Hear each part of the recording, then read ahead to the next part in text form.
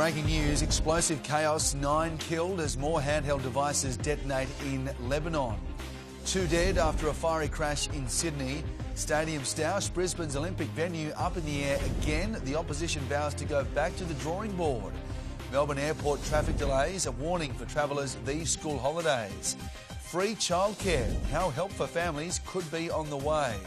And why coffee prices are expected to soar today, Thursday, the 19th of September 2024.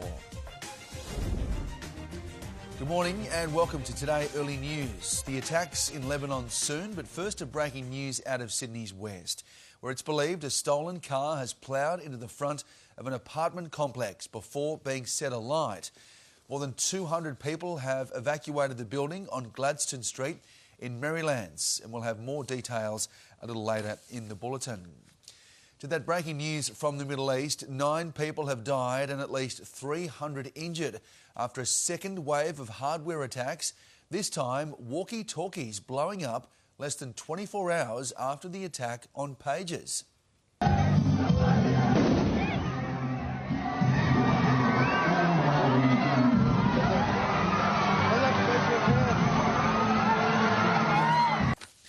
For more, let's go live to our Europe correspondent, Jessica Millwood. Jess, good morning. One explosion happened at a funeral for one of yesterday's victims. Good morning, Alex. Yes, and that's what you were seeing in that clip there. Thousands had gathered to farewell 4 of the victims from yesterday's attack, including a child. When a loud bang was heard, people went running, they were screaming, and then it became apparent that walkie-talkies in the hands of Hezbollah fighters had started exploding in a similar fashion to what we saw yesterday with the pages. As the afternoon wore on, there were then reports that solar power systems were exploding and people's intercom systems at their home. So this seems to be the sequel to yesterday's attack. The death toll from today has now risen to 14 people. 450 have been injured and taken to hospitals that are already so overwhelmed from the some 3,000 they were inundated with yesterday. Among the victims from yesterday was a child, we know that, and a lot of the injured are women and children who have lost their eyesight, but the majority of them were Hezbollah fighters, and the ramifications for all of this are very wide. It is understood that the pages, along with the walkie-talkies that exploded today, well, the supply chain of those was infiltrated after they were ordered several months ago because Hezbollah saw them as a better way to communicate because they were harder to track than mobile phones. They were rigged with explosives and then they have been detonated. Israel is being blamed. They have not claimed responsibility for this, but significantly what the Defence Minister has said this afternoon is that Israel is now entering a new phase of this war and that they are going to be focusing on the north, therefore the border with Lebanon. What exactly that means and whether or not that means a land invasion, we don't know, but world leaders are urging all involved to de-escalate. Alex? Jess, thank you. Back home now, when we have breaking news out of Sydney, and 2 people have died on the northern beaches after their car crashed into a tree and burst into flames just before 11 p.m. It's believed a 23-year-old man and 26-year-old woman were inside the car when it crashed at Balgowlah. Police are investigating if speed was a factor. Victorian families using Melbourne Airport these school holidays are being urged to allow 30 extra minutes of travel time. A road is being constructed by the airport which will lead to a new pick-up and drop-off zone, but works have temporarily reduced capacity. Nearly 1.8 million people will pass through the airport over the next couple of weeks. We're learning more on just how big the Australian Federal Police-led global crime sting is, with dozens of alleged underworld figures arrested and at least 50 people saved from violence, one of them with only an hour left to live. James Wilson has the details. This Australian Federal Police-led investigation has gone global. 51 alleged underworld figures connected to the encrypted messaging app Ghost have now been arrested. 38 in Australia, 11 in Ireland, 1 in Canada and 1 in Italy, with what police claim are links to the mafia. AFP Assistant Commissioner David McLean was at The Hague in the Netherlands a short time ago for a press conference praising the international effort to infiltrate and bring down this criminal network. As a result of our efforts, we will allege hundreds of criminals, including Italian organised crime, outlaw motorcycle gangs, Middle Eastern organised crime and Korean organised crime, have been using Ghost in Australia and overseas to import illicit drugs and to order the killing of individuals involved in various criminal enterprises. It was some incredible high-tech police work from our own authorities here, as well as the FBI and Europol, that has led to this breakthrough. Today, we were given a glimpse inside the operation, which began after a tip-off from French authorities in March. AFP agents were able to find a way into the network of more than 400 mobile devices, and over the past 6 months, police claim they've uncovered 125,000 messages allegedly plotting murder, drug running and money laundering around the world, including Europe. Ireland had the second largest user base of this particular encrypted platform, so the success of this operation is of particular significance to us.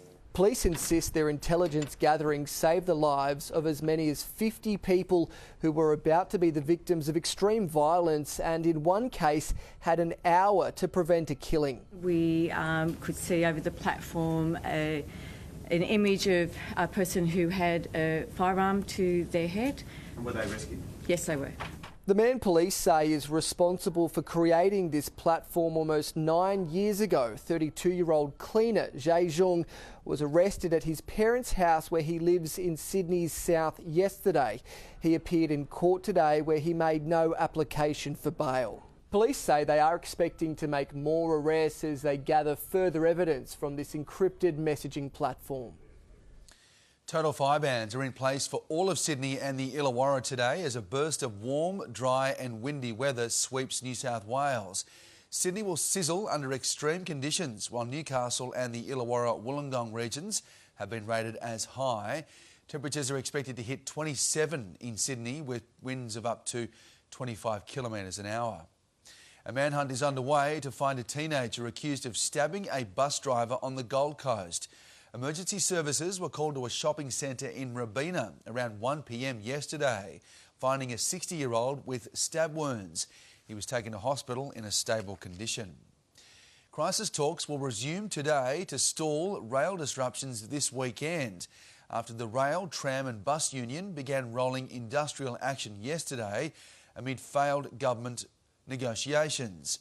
Union members are right now refusing to drive on services scheduled outside their regular timetables, meaning footy fans in Sydney heading to Moore Park on Friday and Saturday night could be impacted.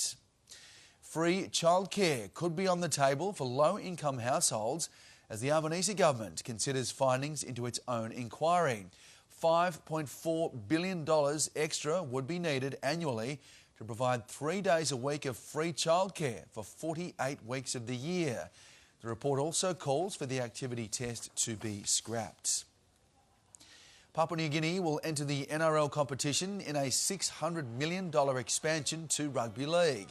According to News Corp, the federal government has reached an in-principle agreement with the ARL Commission as Prime Minister Anthony Albanese backs a 10-year funding plan for PNG to become the NRL's 19th team.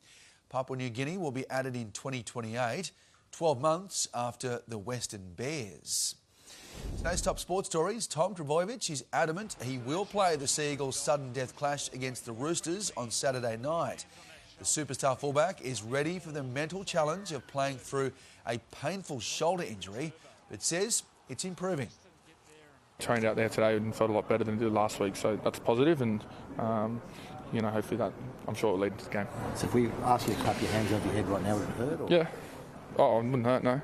So it's I'm not going to do it, but I can do it later. What else you want? That'll do. No other tricks? No, that's all good. Turbo will have more painkilling injections before that semi-final. A fresh twist in the Christian Petrarca saga with confirmation the Melbourne midfielder will not attend the club's best and fairest night next month.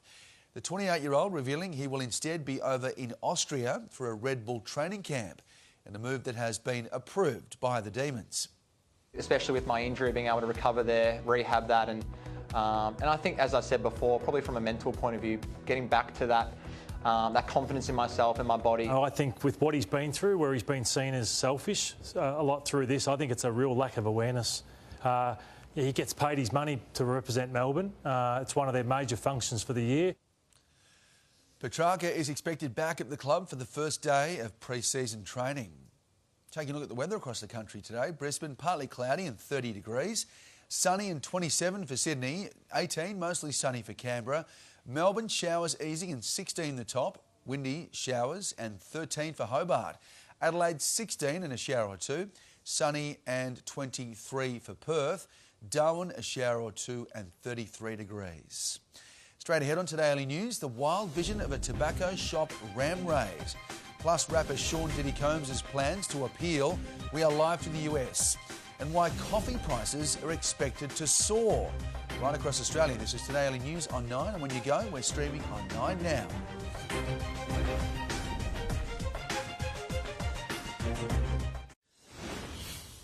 Vision has emerged of a person brandishing what appears to be a handgun creeping into a backyard in an apparent break-in attempt in Brisbane South.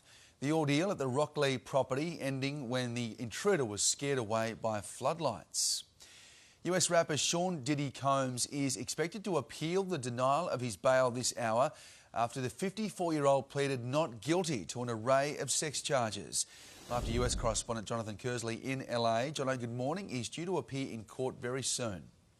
He's due to appear in a New York courtroom in a matter of minutes. Sean Combs spent the night in a federal detention facility in Brooklyn. What we understand was a special housing unit. That is, he was separated from the rest of that detention facility's population. So that gives you an idea of the security that is being put in place around Sean Combs inside detention after having been charged with these very serious crimes of sex trafficking, as well as a number of conspiracy and racketeering charges as well. He faces, if convicted, up to 20 years in prison. Yesterday, a magistrate denied him bail. That's despite his lawyers putting up a $71 million bond. Essentially, they put up the value of his Miami home, saying that he could stay under house arrest. Essentially, there, the judge agreed with prosecutors instead that he was a flight risk, that he was a danger to others, and ordered he be kept in detention. So this hearing that is expected to get underway within the next 15 minutes or so is his lawyers trying to appeal that bail decision and get him released. They say that if he is,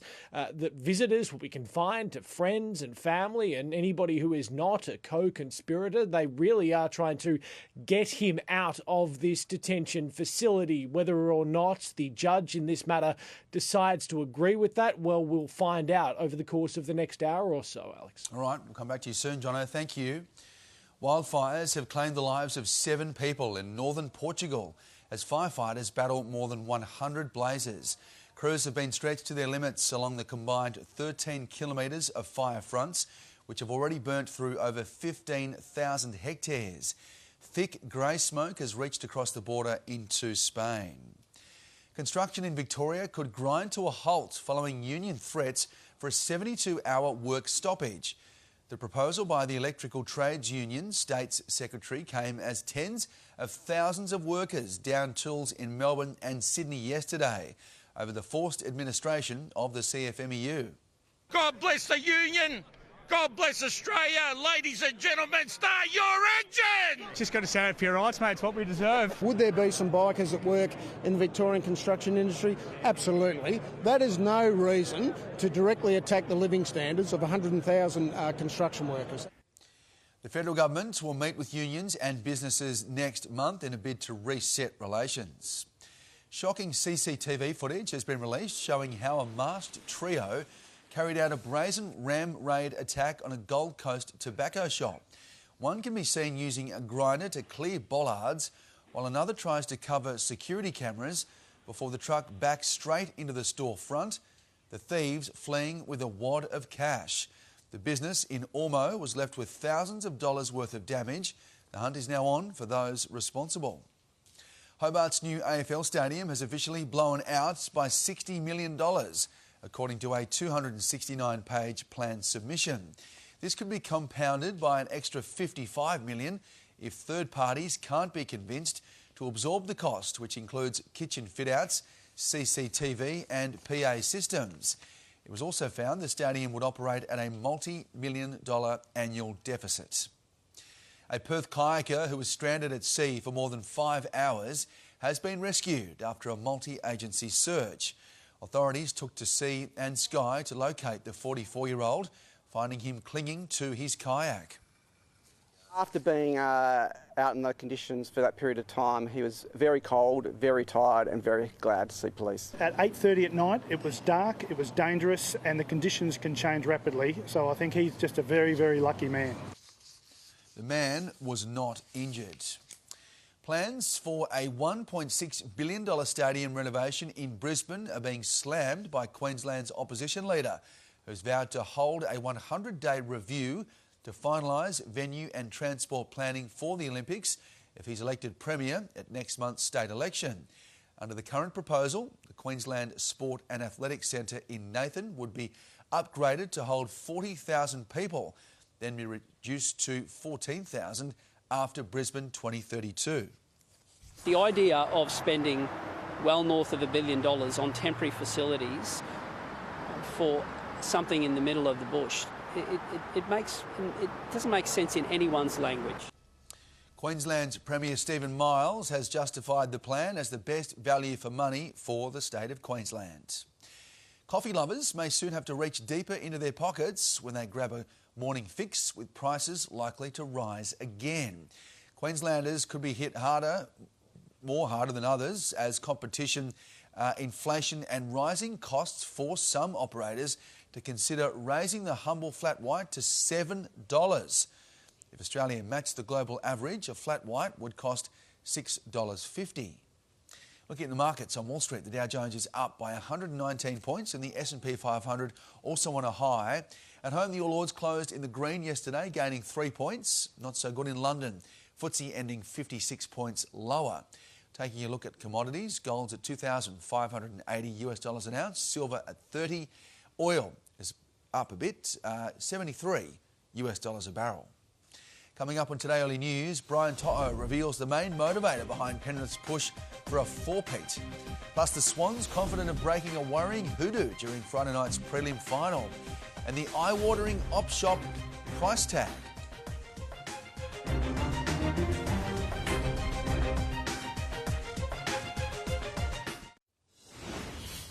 Welcome back to Today Early News. Our top stories direct from the 9 newsroom this Thursday. 9 people are dead and at least 300 injured after a second wave of explosive hardware attacks in less than 24 hours. An SUV has smashed into a Sydney apartment building and burst into flames, forcing the evacuation of more than 200 residents. And US rapper Diddy Combs is expected to appeal the denial of his bail after pleading not guilty to an array of sex charges. Sport, and if hunting an historic NRL four-peat wasn't motivation enough, Panthers winger Brian To'o says he's hell-bent on sending out his best mate Jerome Luai with one more premiership ring. Remy's pretty much the last one out of my career to leave as well. Yeah, that's probably been my top priority thus far, not only just for him, but sending that last ride for him, Teats and Fishing. Yeah, that's who I do it for. Watching his closest friends leave Penrith isn't enough to force To'o to follow. He wants to stay at the club he calls home. The Swans host their bogey team for a spot in the AFL Grand Final on Friday night, but Isaac Heaney is adamant 8 years of losses to Port Adelaide won't play on their minds. The Swans were thrashed by 112 points just 6 weeks ago after the Power surged to an unbelievable 71-0 lead in the second quarter. That was in the past, and we're in a bit of a bit out of form at that stage. So I feel like we're back. The boys are really confident. We know our best holds up against anyone, and we'll be ready to go. Heaney all too happy to let his milestone 200th AFL game take a back seat during the preliminary final at the SCG. Brisbane have made it 3 AFLW wins in a row after they crushed the bottom-placed Western Bulldogs by 47 points. The Lions burst out of the blocks with the first 5 goals and never looked back, registering their 5th biggest score in the competition. The victory sees them provisionally move up to third place on the ladder. James Slipper is set to become the most capped Wallaby of all time during the Bledisloe Cup clash against the All Blacks in Sydney on Saturday. The veteran prop is expected to be named on the bench for his 140th international test match, surpassing rugby legend George Gregan. Slipper's milestone will hopefully give the Wallabies extra motivation to end their 22-year Bledisloe drought. That game Saturday afternoon in Sydney. Stay with us. Coming up, the eye-watering price tag for this second-hand op-shop bag. Then it's time for Today, but first your local weather forecast. This is Today Early News, live on 9 and 9 now.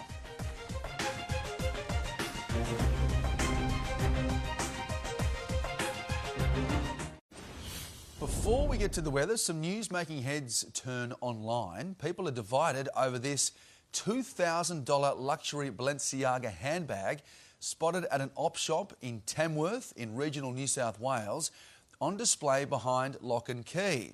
Now, Vinny says defended the price